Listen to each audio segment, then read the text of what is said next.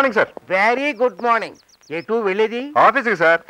ఇదిగో నన్ను కాస్త కోటి దగ్గర దింపుతావా? సారీ సార్, నేను వెళ్ళేది కోకటపల్లి. ఏమిటి ఏమిటిది అని అడుగుతున్నాను. నేను నీకు ఇల్లు మాత్రమే అద్దెకిచ్చాను. మధ్యలో కారు కొన్నావు, డెవలప్ అవుతున్నావు కదా అని ఆనందపడ్డాను. నా జాగా మొత్తం ఆక్రమించావు. పోనీలే మన సుబ్రహ్మణ్యమే కదా అని సరిపెట్టుకున్నాను. ఇప్పుడేమో ఆయిల్ కారుస్తున్నావు. ఎవడు కడుగుతాడు దీన్ని? చేతిని కాదు, కింద. ఇలా అయితే వెంటనే ఇల్లు ఖాళీ చేసేయాల్సి ఉంటుంది. ఖాళీ చేసేయి, వెంటనే ఖాళీ చేసేయాలి అంతే. పదండి సార్, దింపుతాను. బాగుంది, అదర దారికి. ఇగో ఈ ఏర్పాటు ఏదో బాగున్నట్టుందా?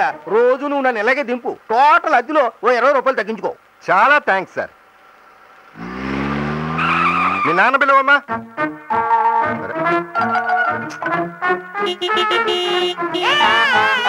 మీ ఫ్రెండ్ వచ్చినట్టున్నాడు. వాడిని దాకట్టు చేడుస్తున్నాడు. ఏ కావాలో చూడు. వాడి క్లాస్ టీచర్ ని చంపమని ఏడుస్తున్నాడు. సరే సరే, ఏవండి ఓ 100 ఇవ్వండి. దేనికి? కాల్చుకు తింటారా సినిమాకి వెళ్తానండి. నిన్ననే కదా సినిమాకి వెళ్ళావు. అది ఏడ్చొద్దాం రా అండి. సరే చావు. అల్లుడు అల్లుడు నాకు 100 ఇవ్వా? దేనికి?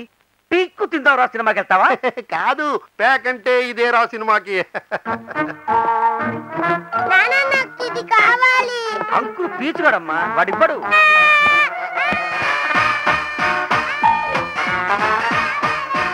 ఒరే నువ్వు ఏడవకరా, నా మాట రా, వద్దురా.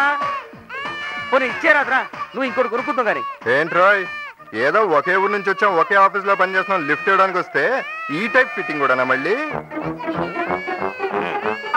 కుజ్జులు సాయంత్రం వచ్చేటప్పుడు అంకుల్కి తెలియకుండా పీక్కొచ్చిస్తాలే, సరేనా?